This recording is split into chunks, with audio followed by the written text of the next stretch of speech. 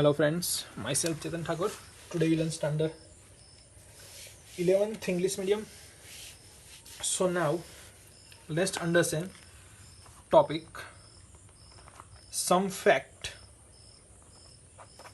according to which relation to chemical bonding. So the periodic tables, the highly electronegative halogens and highly electropositive alkali metals are separated by noble gases. यानी कि बीच में noble gases आते हैं,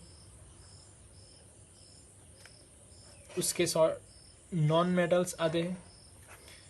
non metals में क्या name दिया? Highly electronegative halogen.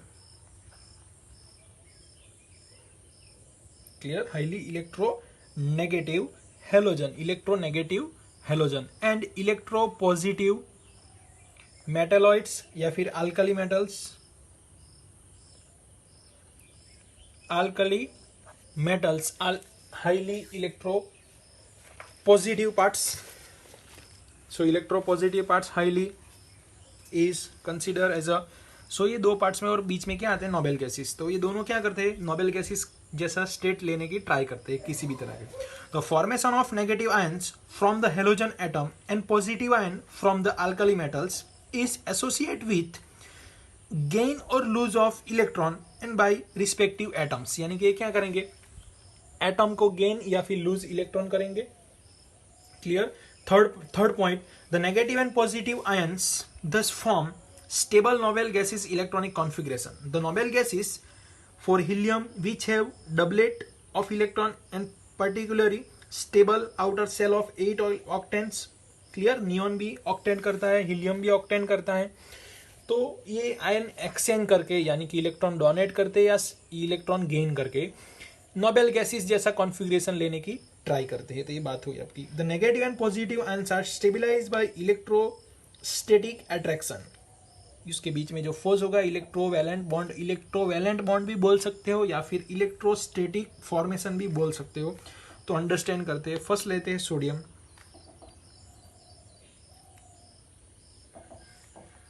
क्या करता है वो? Na++1 electron donates. नेक्स्ट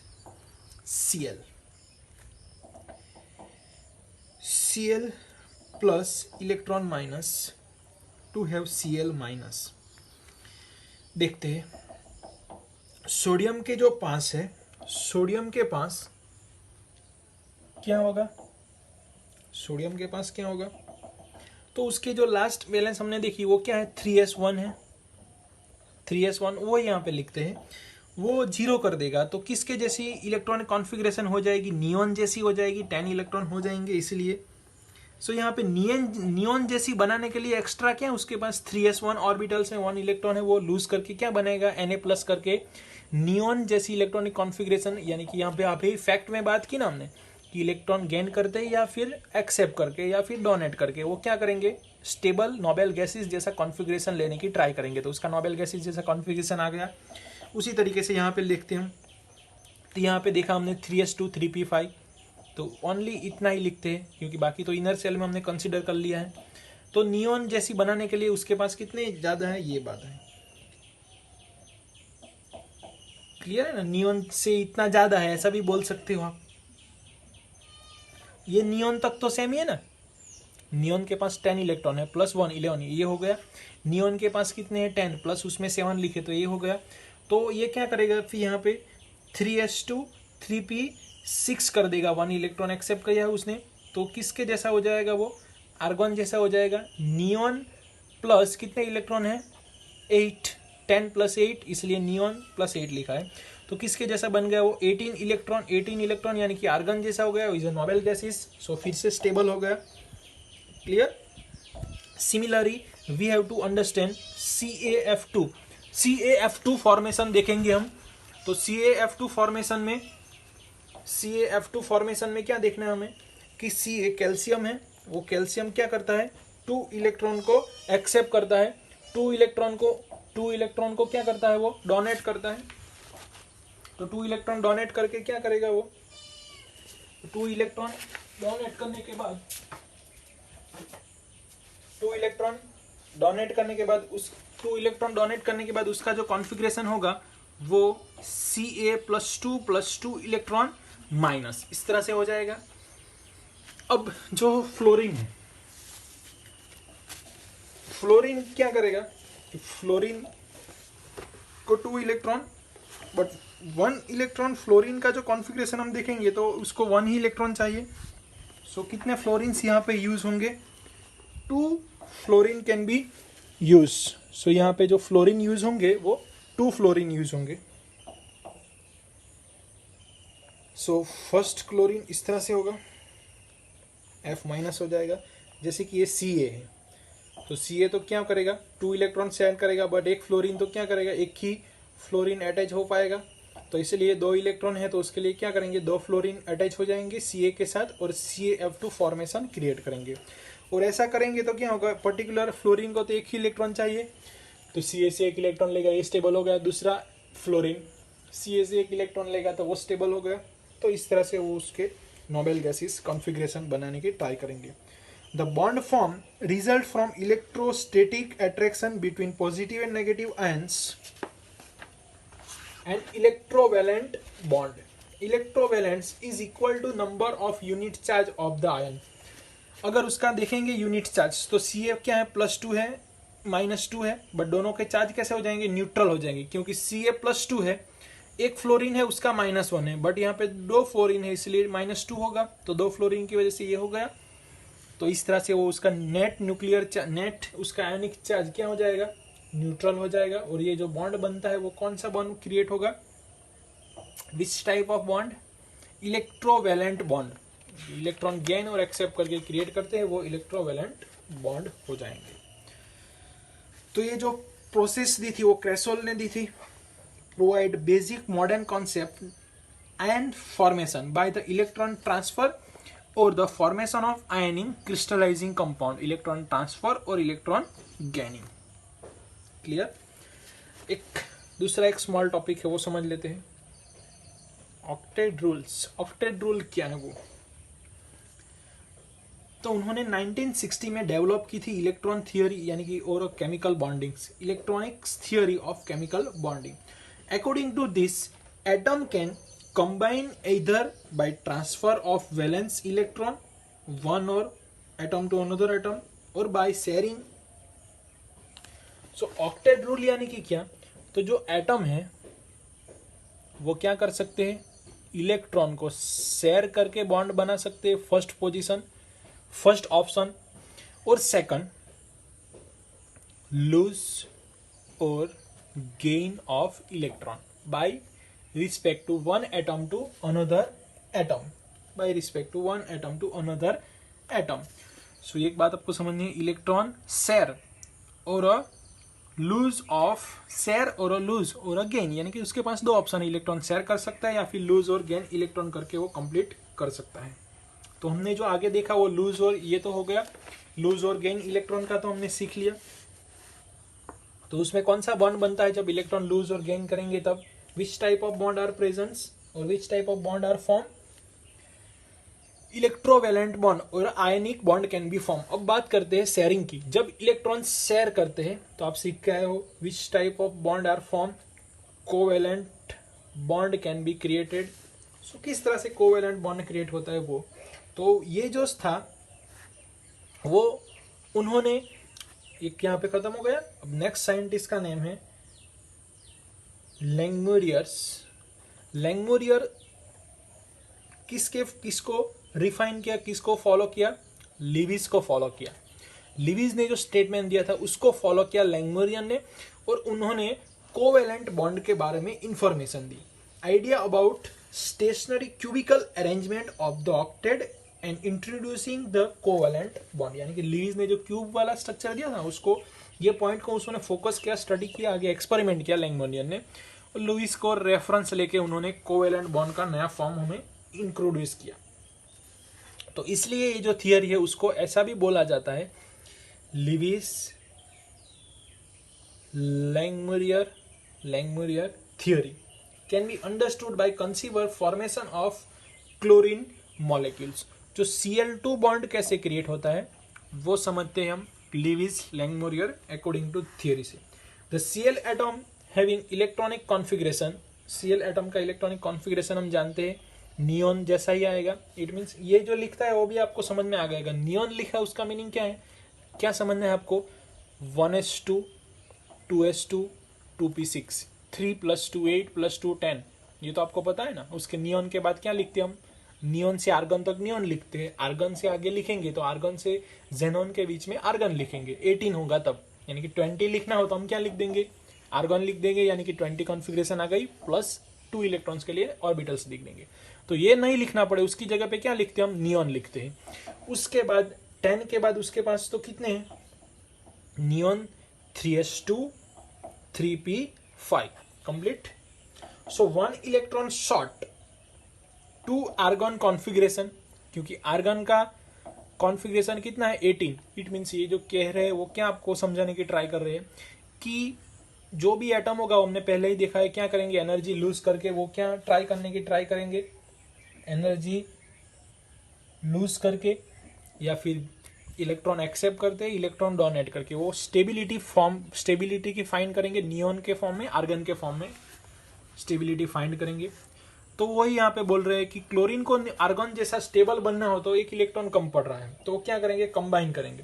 तो Cl के पास कितने हैं उसके लास्ट ऑर्बिट में, 1 2 3 4 5 6 एंड 7 इलेक्ट्रॉन, प्लस दूसरा Cl आ गया तो उसके पास भी इतने ही होंगे, 2 + 4 + 6 + 1 7। तो अब ये बॉन्ड बनाएंगे तो क्या करेंगे, इलेक्ट्रॉन को कंप्लीटली लूज करना हो तो उसके लिए पॉसिबल नहीं है, और यहाँ पे एक्सेप्ट करना भी पॉसिबल नहीं है। तो ये जो इलेक्ट्रॉन है वो शेयर करेंगे। तो इस शेयरिंग इलेक्ट्रॉन से क्या हो गया, कंप्लीट हो गया, 8 इलेक्ट्रॉन हो गए, 2 + 2 + 4 6 + 2 8। तो इस तरह से वो 8 इलेक्ट्रॉन कंप्लीट करके अपनी आर्गन जैसी इलेक्ट्रॉनिक कॉन्फ़िगरेशन क्लियर करेंगे, और Cl के बीच में केमिकल बॉन्डिंग होगा, उसका नेम होगा covalent bond, by attach with covalent bond. तो एक बात आपको यहाँ पे क्लियर सीखनी है, क्लियर। नेक्स्ट टॉपिक, सो उससे उसका एक डॉट स्ट्रक्चर रिप्रेजेंट किया, the dot represented electron, such structure are refer as Lewis dot structure. ये जो डॉट हम रिप्रेजेंट कर रहे हैं वो क्या है, इलेक्ट्रॉन है, और हमने यहाँ पे देखा था लुईस ने ऐसा डॉट स्ट्रक्चर रिप्रेजेंट किया था। तो ये जो स्ट्रक्चर है वो डॉट स्ट्रक्चर है लुईस का। उसके सम कुछ फैक्ट है वो आपको उसके बाद पॉइंट वाइज समझते, क्लियर हो गया Lewis dot structure. So Lewis dot structure can be written for other molecules in which combined electron can be identical or different. Cl के साथ, यानी कि होमो और हीट्रो दोनों के लिए पॉसिबल है। होमो और हीट्रो आगे हम एक्सप्लेन कर चुके हैं। So each bond is from resulting sharing of electron pair between atom. So bond कैसे बनता है, इलेक्ट्रॉन शेयर करके पेयर बना के। Each combined atom contributes at least 1 electron to share pair, यानी कि मिनिमम एक इलेक्ट्रॉन आप शेयर करते हो तो यहाँ से बॉन्ड होना स्टार्ट हो सकता है। उसके बाद कैपेसिटी के हिसाब से शेयर करेंगे। कंबाइन एटम एटन और outer shell noble gases configuration result sharing of electron. Sharing electron करने के बाद आपका जो कॉन्फ़िगरेशन होगा वो नोबेल गैसेस जैसा हो जाएगा, इसलिए वो क्या हो जाएंगी, उसकी एनर्जी कम हो जाएंगी, स्टेबिलिटी बढ़ जाएगी। जैसे कि CH4 बॉन्ड समझते हैं, तो कार्बन के पास तो कितने इलेक्ट्रॉन है, 4 इलेक्ट्रॉन है। वो क्या करेगा, हाइड्रोजन के एक इलेक्ट्रॉन ले लेगा, एक हाइड्रोजन एक इलेक्ट्रॉन शेयर करेगा, ये हाइड्रोजन एक इलेक्ट्रॉन शेयर करेंगे, तो बॉन्ड हो गया कार्बन का। तो इस तरह से कंप्लीट होगा ना, ये कार्बन का बॉन्ड हुआ, यहाँ पे ये उसका हुआ, फिर ये दूसरा कार्बन का हुआ, कंप्लीटली 4 हो गए। तो इस तरह से उसकी अरेंजमेंट हो गई उसकी। तो कार्बन के तो सभी हो गए, 8 इलेक्ट्रॉन उसका हो गया। और यहाँ से हम देखेंगे तो हाइड्रोजन के, ये आप 10th स्टैंडर्ड में सीख के आ चुके, वही एक्सप्लेन कर रहा हूँ मैं, क्लियर।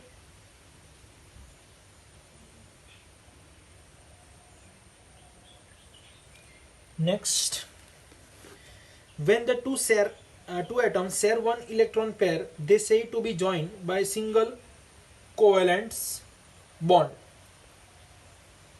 So ये जो बॉन्ड है वो सिंगल कोवेलेंट बॉन्ड के साथ क्रिएट होंगे।